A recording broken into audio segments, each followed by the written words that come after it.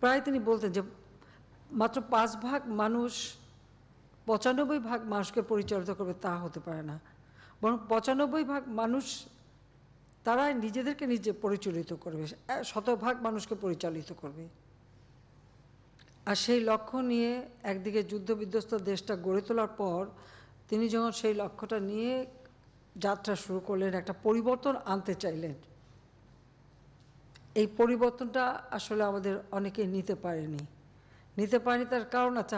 এটা হলো আমার চিন্তা যে আসলে এই অঞ্চলের মানুষ বারবারই কিন্তু শোষণ বঞ্চনার শিকার হয়েছে, যার ফলে তাদের ভিতরে যে একটা আত্মমর্যাদাবোধ বা আত্মসম্ভ্রমের চিন্তা সেটা কিন্তু অনেকটা কম ছিল। কিন্তু মহান মুক্তিযুদ্ধে বিজয় অর্জনের পরে তাদের মাঝে সেই চেতনাটা কিন্তু সাধারণ মানুষের মধ্যে সেই চেতনাটা গড়ে ওঠে। আমাদের যে কিছু এক শ্রেণীর লোক আছে বেশ, তারা জ্ঞানী গুণী, তারা সবসময় তাদের নিজের আরামায়েশটার দিকে বেশি তাকায়।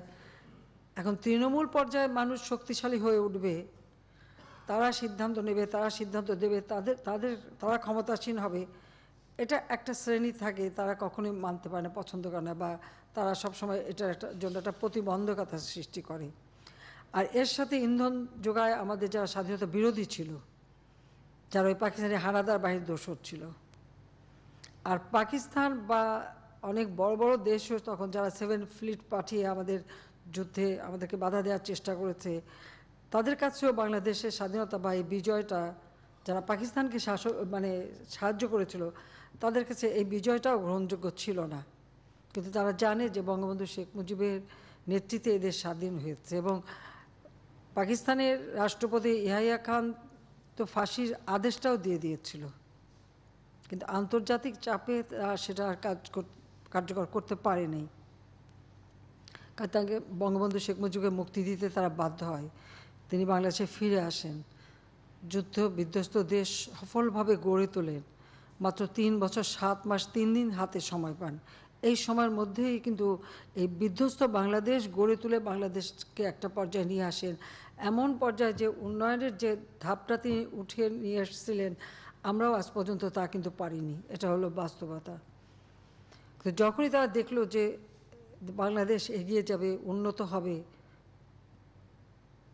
ওই জায়গাটাই আঘাত দিতে চাইল, যেন স্বাধীনতার সুফলটা বাংলাদেশের মানুষের কাছে পৌঁছাতে না পারি।